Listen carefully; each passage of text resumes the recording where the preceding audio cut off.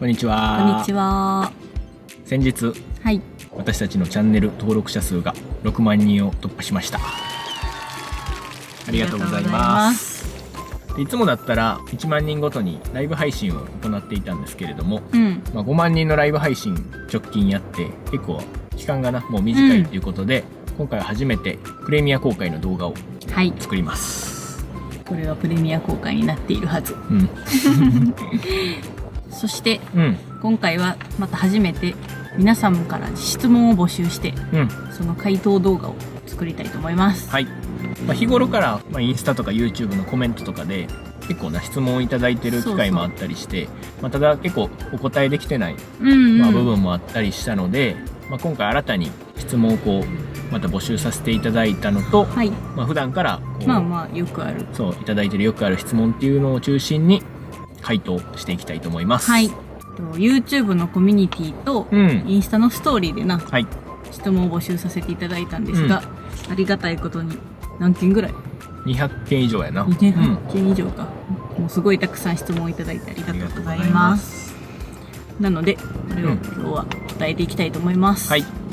で今回お答えする質問を、大きく4つに分類しました。私たち自身についてのこと、あとは日本一周のこの旅についてのこと、3つ目が車とか車中泊についての質問、4つ目が YouTube 配信についての質問、大きくこの4つがあるので、これを順番に回答していきたいと思います。ではまず私たちについて質問にご回答していきたいと思います。まず結構あったのが、経歴の部分、私たちの経歴というか、大学は、前職は何をしていましたか、旅する前か、前職何してましたか、出身は大阪のどこですか、などいろいろありました。なのでそれを踏まえて、簡単に自己紹介をします。じゃあまず生まれは大阪です。皆さんご存知の通り大阪生まれで、育ちも大阪なんですけど、細かく言うと小中高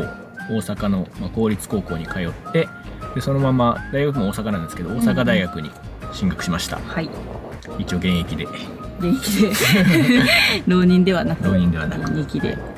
前職についても質問いただいてたんですけど、そのまま大学4年間勉強して普通に就職活動をして、大手メーカーに就職、無事できました。全国転勤の会社だったんですけど、で最初初任地が広島だったんですけど、で何回か転勤して広島から愛媛に行って、愛媛から岡山で、岡山からもう一回広島に行くっていう転勤をだから3回転勤経験があります。そんな感じ、ざっくり。私も大阪の南部出身で、全然場所はちゃうけどな。南部やけど場所は違うんですけど、大阪の南部で、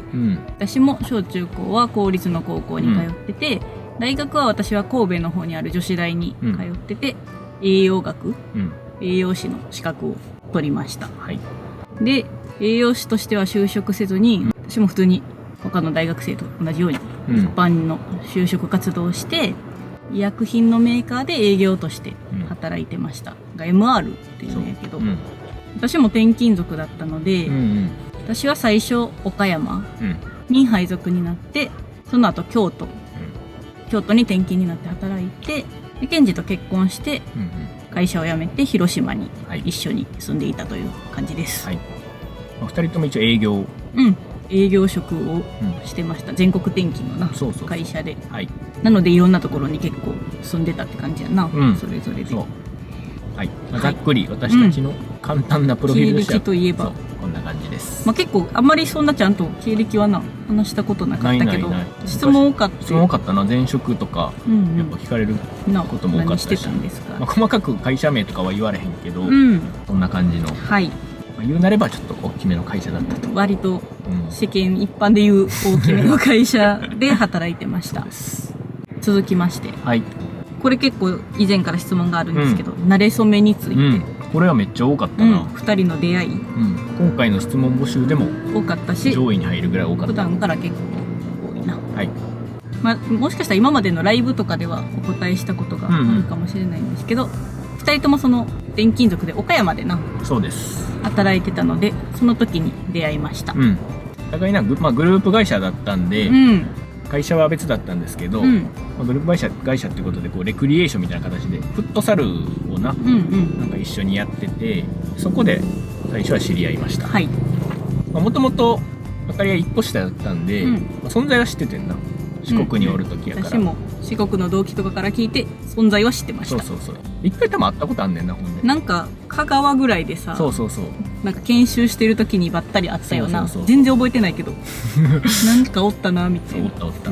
別にその時はほんまにな、なんもなくさらっと挨拶ぐらいと、こんにちはみたいな。それぐらいで、もともとそのフットサルで知り合って、でそっからまあどっちかというと僕の方からアプローチ、どっちかというと僕の方からアプローチした感じです。はい。まあ大阪の2人とも南部出身だったんで、結構な話もあって、割と仲良くなるのは早かったかなと思います。趣味もな割と似てたというか、あかりもスノーボードするし、そういうのを聞いて、なんかその頃から2人とも旅行が好きやったし、結構趣味はなあったよな。そういうのを踏まえてアプローチしたと。当時から結構なんかもう結婚するなと思ってたからな、あかりと。すごいなそれ。なんかもう出会ったそんなことある？あとぐらいすぐぐらいに結婚するんかなこの人とぐらいの感じやった。それもあってこうアプローチをしたっていうのはある。あかりは全然そんな感じじゃなかったんやけど実際付き合ったのが2016年ぐらいなんですけど、2人とも岡山に住んでて、大阪に多分なんかお盆の時かな、帰った時に、一応デートをして、その時に告白しました。そしたら断られました断られたというか、なんか悩んだみたいな感じな。なんか即答でいいですみたいな感じではなかったんなんか多分出会って間もなかったし、でもこっちからしたらもうデート、一応デートしてたからいけるかなと思ってたけど、なんかあんまいい返事ではなくて断られそうになったけど、とりあえず別にその時な、あかりもその好きな人もおらんかったし、他に付き合ってる人とか好きな人がいたわけじゃなかったから、とりあえずじゃあお試しで付き合ってみて判断したらいいんじゃないかっていうことで付き合いました。押し切られましたで付き合ってみたら実際めちゃくちゃ気が合うし、結婚まで至ったっていう感じです。見る目あるね。見る目ありました。私はなかったです。他にはなかった断られるぐらいからなで岡山の時に付き合ったんですけど、あかりがすぐ転勤になっちゃってんな。京都に転勤になったから、遠距離プチ遠距離みたいな感じ。岡山と京都やからな、そんなにめっちゃ離れてるわけじゃないけど、遠距離でやけど月1回ぐらいは会ってたかな。月1回か2回は会ってたと思う。で1年経たずしてあかりの誕生日の時にプロポーズして、なんかそれ2017年ぐらい。2017年か。で2018年に結婚して今に至る。今に至る。そこめっちゃ飛ばしたけどそんな感じです。で結婚するタイミングでちょうどな、あかりは会社辞めて広島で一緒に住んだっていう感じです。こんな感じでございます。次。これもうめちゃくちゃ多いかも。一番多い質問かもしれないです。多かった。喧嘩はしますか？どうやって仲直りしますか？仲良しの秘訣は？この質問がめちゃくちゃ多いです。普段から多いな。普段から多い。喧嘩やっぱ聞かれるな。結論から言うと、喧嘩はします。します。でもその大きい喧嘩っていうのはあんまりないな。ない。もうちっちゃいしょうもない。天地がひっくり返るような分からんけど、大きい喧嘩はあんまなくて、それはないな。しょうもない小競り合いというかな。もう小競り合い程度。ウェッみたいな。ぐらい。そういうのはよくあります。仲直りの方法やって何やろな、話し合う。話し合いですね。話し合って謝って、次の日に持ち越したりとかはないな。それはない。とりあえず喧嘩しても、ちょっと時間置いたらちょっとほとぼり冷めてな、ガッとなってもちょっと時間置いたら落ち着いて話し合えるから、そこで話し合って解決するという感じです。そもそもこの狭いな社内で生活してるから、そらな喧嘩してさそのままずっとっていうわけにはいかへんから、絶対にだから解決をしなあかんもんな。仲直りして、家に寄る時もそんな次の日まで何日も冷戦状態みたいな、そういうのは全くなかった。なかったし、家に住んでる時の方がお互いまあなんか仕事とかしてたから、なんかいろいろ喧嘩あったかも、やっぱ見えない部分でないろいろこう不満が溜まったりとかあったから、やっぱこうなんでこんな帰ってくるの遅いねんとか、まあ家事をもっとやれとかそういう話とかな、まあどこの家庭でもあると思うんですけど、そういうのがあったな、前の方が。何してるかはやっぱお互い分かってないから。もう今はな、もうほんま、ほぼ24時間、まあお風呂とかトイレの時以外は基本的に一緒やから、見えてる部分が多くて、喧嘩は減ったかもしれない。減った。まあお互いのこと分からないとかがもうないから、この共同生活して、前から仲良かったけど、もっと仲良くなった感じかな。そして、仲良しの秘訣。まあもともとこう仲いいよね。もともとなんか、まあ趣味とか、まあ価値観がやっぱ近いものがあって、フィーリングがな、多分合ってるから、そもそも仲いいっていうのがある。まあでも趣味がこう同じっていうのは結構大きいかもしれない。大きいかも。結構な、お互い趣味が違ったりすると、片方だけこうめっちゃ趣味に走ってな、家庭をおろそかにして揉めるとかなんかイメージな。まあよくあるよね。ありそうやけど。そういうのはないからな、一緒に楽しめるし、それは良かったかもね。はい、そんな感じです。はい。続いての質問は、子供に関する質問。これもまあちょくちょくいただいてた。子供はどうするんですかと。まあ結論から言うと、まあ子供は欲しくて、まあ将来的にはな欲しいと思ってる。欲しいと思ってます。まあただ今はこう旅をしてな、日本一周中なんで。今はちょっと難しいんですけど、今すぐっていうわけじゃなくて、将来的には欲しいと思ってるっていう感じです。今までもなコメントとかでこう、質問いただいてて、でもなんか明確にこう回答とかはしてなかったんですけど、子供に関してはな、まあ一応理由としては、まあ、結構なんか繊細な問題というかな、子供に関しては世の中それぞれいろんな考え方があると思うんですけど、まあ、僕たちは欲しいと思ってるし、将来的には作ろうと思ってるんですけど、まあ、そうじゃないな家庭の人もいたりして、あえてやっぱ子供を作らないという選択をする人も今おるし、もしくはもう子供が作れないな、欲しくてもできないっていう人もいらっしゃると思うし、そんな人珍しくないからな今は、最近はな、結構そういうのも多いから。だからその質問でこの子供は欲しいと思ってますかみたいな質問やったら答えやすかったんですけど、なぜ作らないんですかとか、子供がいた方が楽しいですよみたいな、こうご意見みたいな質問というよりは、まあ一部の人なんですけど、まあ本当一部の人ではあるんですけど、そういう感じの言われ方をしたら、欲しいけどまあ自分がもしできない体だった時とかにめっちゃ傷つくやろうなと思って、なかなかそれにお答えできなかったというか、正直なところ。まあ、欲しいという気持ちあるけど、できない体かもまだわからないんで、なんかそういうのがちょっと難しいというか。まあ、それもあって、だからあんまり答えてはなかったんやけど。あんまり答えてなくて、で、まあ、多分、聞かれてる方とか、もう全然悪気はないと。まあ、それはないよ。そう。絶対良かれと思っておっしゃってくださってると思うんですけど、言い方の問題だと思うけど。聞き方がな、なんか多分、繊細な部分だと思う。私たちはまあ結論としては欲しいと思ってるし、ただ今じゃないっていう感じですね。あとはすごいサクッとした質問をいきたいと思います。血液型は？サクッと。僕が AB 型です。私は A 型です。その方は両方 A 型だと思ってたらしいけど。まあ半分入ってるから当たってる。半分当たってます。次。まあ他にもいろいろあったんですけど、次で私たちについての質問は最後にしようかなと思います。次は、海外旅行歴、海外渡航歴か、海外行ったことありますかっていう質問ですね。あります。あります。2人でも行ったことあるし、その大学の時とかな、それぞれで行ったことあるんで。答えるかこの辺に。じゃあもうこの辺に出しときます。パッとこれが私の行った国15カ国ぐらいかな。それぞれ15カ国ぐらいかな。10カ国は行って、うちは15カ国ぐらい行ってる、まあ、2回行ったとことかあるし、あるある。で2人で行ったとことしてはシンガポールと上海、プサン行った、インド、スペイン、そして結婚式をハワイでしたな。そう6回2人で行きました。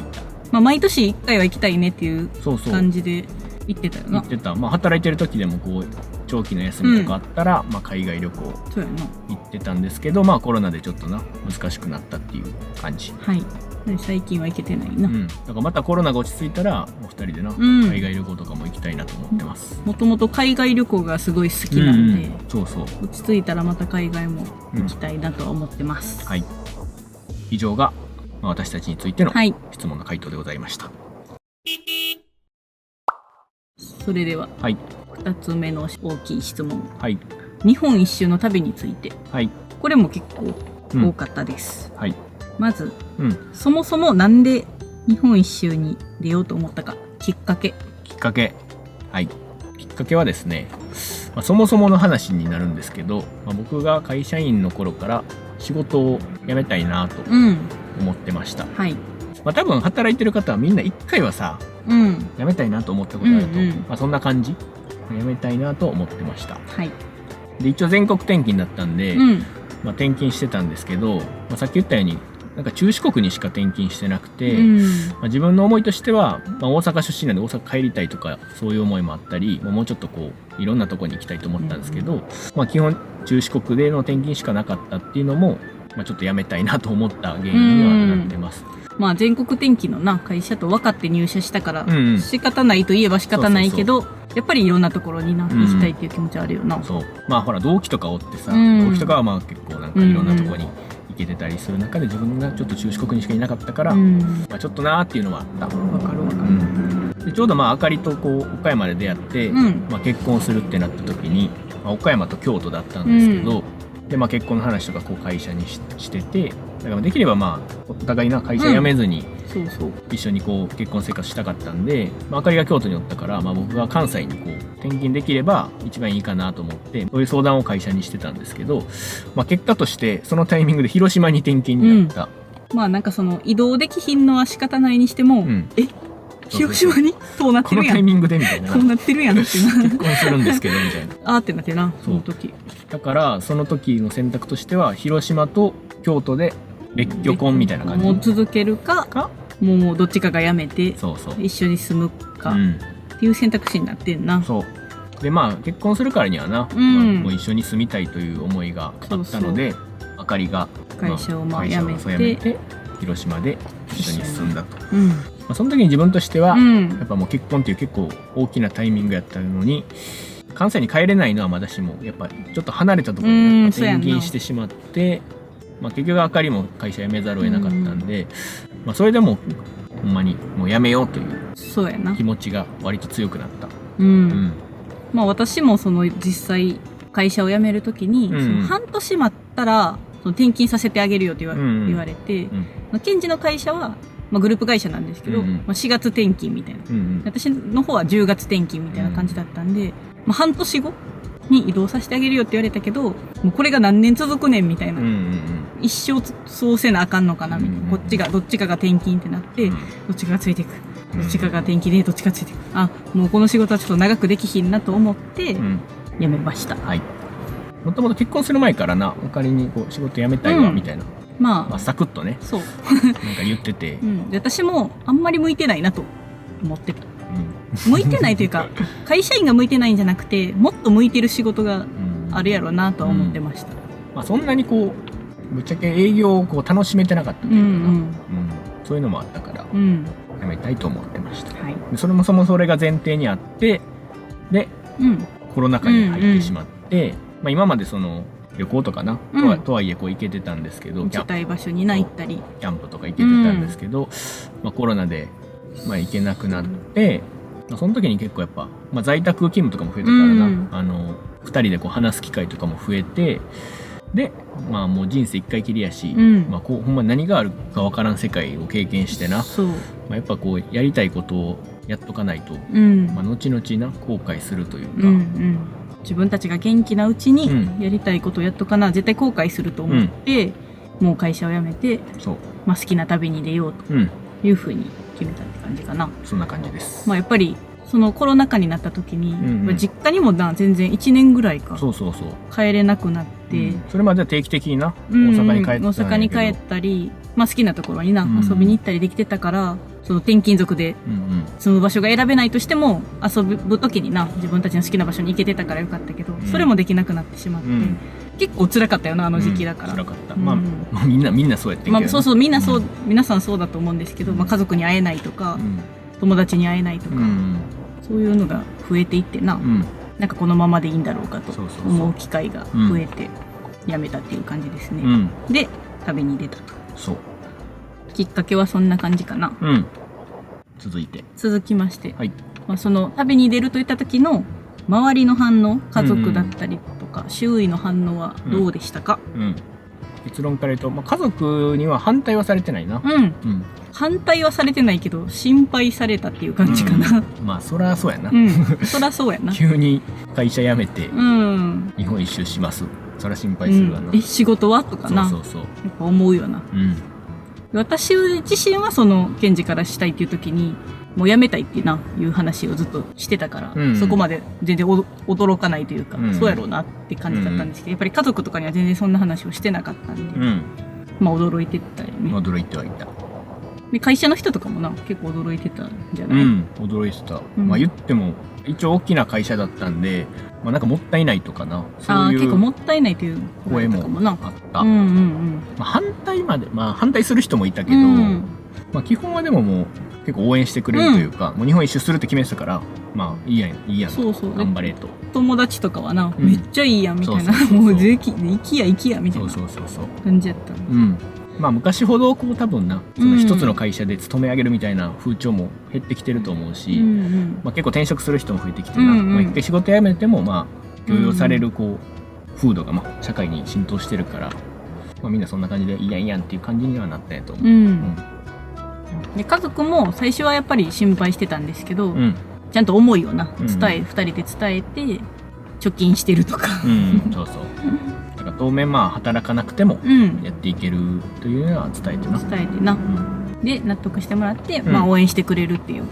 感じになりました。で今はな、逆にこう動画配信してるから、それで見れるからな。そういう意味でも良かったと思う。まあそれぞれもともと転勤族やったから、そもそも全然家族にそんな頻繁にはお互いの家族会ってなくて、だからむしろ今の方が何してるか分かるから、見てくれてると思うな。安心してんちゃうかな。まあ楽しんでるなみたいな感じで、まあそんな感じの反応でございました。で、あとまあそれに関連して、まあ自宅があるのかみたいな質問もいただいたんですけど、まあ今自宅はなくて、私たちの家はないです。もともとそのな、転勤族やったから、賃貸に住んでてんな。広島の賃貸に住んでたんですけど、それはもう引き払って、実家にその積み切れない荷物とかは置かせていただいてます。で、あとまあ住民票をな、置かなあかんから、それは今実家に置かせていただいてて、まあそういうのもあるからな。まあ家族のこうサポートというか、そういうのは大切やな。助けてもらってる。郵便物とかも結局届いたりするから、まあそれはもう実家に届いて、まあちょっと見てもらってるって感じです。大切な書類がないかとか見てもらったりしてるので、そういう意味でも家族の助けをいただいております。ありがとうございます。続きまして、これも1、2番を争うぐらい多かったかも。めっちゃ多かった。日本一周の後、何をしますか、日本一周いつまでやりますかという質問です。めっちゃ多かった。まさかの日本一周中ではなく、後のこと。まあ確かにな、後何するんやろって思うよな。まあそもそもまずいつまでやるかっていうことなんですけど、もともとは去年の4月に出発して1年って考えてたから、まあ3月か、まあ4月かぐらいまでをめどに考えてました。でも実際途中な、年末ぐらい、去年の年末ぐらい、2ヶ月ぐらいちょっと旅をストップしてて、空いてしまってんな。だからまあその分、まあ2ヶ月ほどこう伸ばしてもいいかなと思ってるので、まあ6月中ぐらいには終わる予定です。こう順番に綺麗に回れたら多分1年で全然いけたと思うんですけど、コロナの感染状況とかも見ながら動いてたので、ちょっと思うようにルート行けなかったりもして、ちょっと思ってたより時間はかかってるかなっていう感じです。まあとはいえな、そんな、もうだらだらこう続けるっていう感じでもないから、まあ6月ぐらいまでには終わります。日本一周の後、とりあえずどっか拠点を構えたいと思ってて、せっかくこう日本一周いろいろ行ったんで、どっか大阪じゃないところに住みたいなと思ってます。今まで住んだことのない地域に、せっかくなんで住みたいと思ってます。確定はしてないんやけどな、それも。どこかに移住、プチ移住みたいな感じかな。そこでなんかいろいろ活動したいと思ってます。で YouTube は続ける予定やな。これも結構質問で、終わった後は YouTube やめちゃうんですかっていうのもあったんですけど、YouTube はそのまま続けようと思ってます。旅行とか海外旅行好きやったみたいな話もあったように、前から好きなので、旅行行った時とかな、キャンプ行った時とか動画撮影できたらなとは思ってます。続いての質問は、旅の行き先の決め方、これについて質問いただきました。ルートどうやって決めてますかというご質問ですね。これは基本的に行きたい場所をインターネットとかで調べていることが多いかな。皆さんと同じようにこう、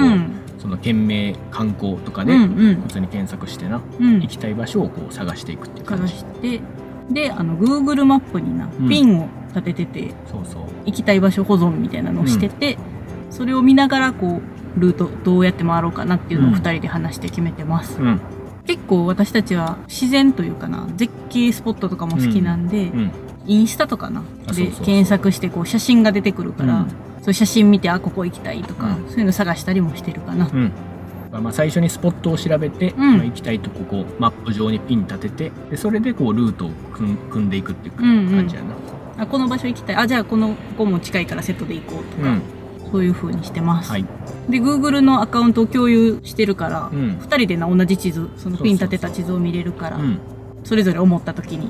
好きな場所を入れてっていう感じです。でそれでルートこう作っていったら、その途中にある観光スポットとかな、それは Google マップ上でまた調べたりできるから、そんな感じでこうスポットを拾っていって、行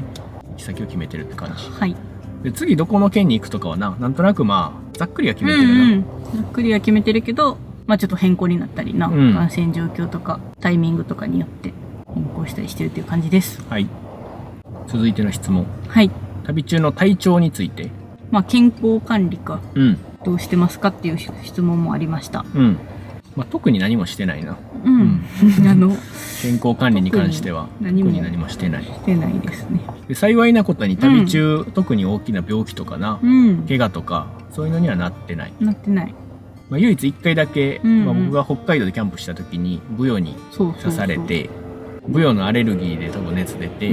それぐらいちゃう？その時ぐらいやな。病院に行ってはないんですけど、そう持ってた毒抜くやつとか薬とか持ってたんで、もうそれでセルフ治療したみたいな感じ。さすがに車だとしんどかったんで、その時はちょっと宿取ってな、休憩したんやけど、1週間ぐらいゆっくりしながら、そんな感じで、なんであんまり体調を崩したりはないんですけど、なんか働いてた時の方が体調悪くなってたかも。あんまり人に会う機会がないから。そうやな、私たちはあんまり人に会ってないから、何かうつるとかな、ないし、自然の中で結構過ごしてるから、割と体調は逆にいいと思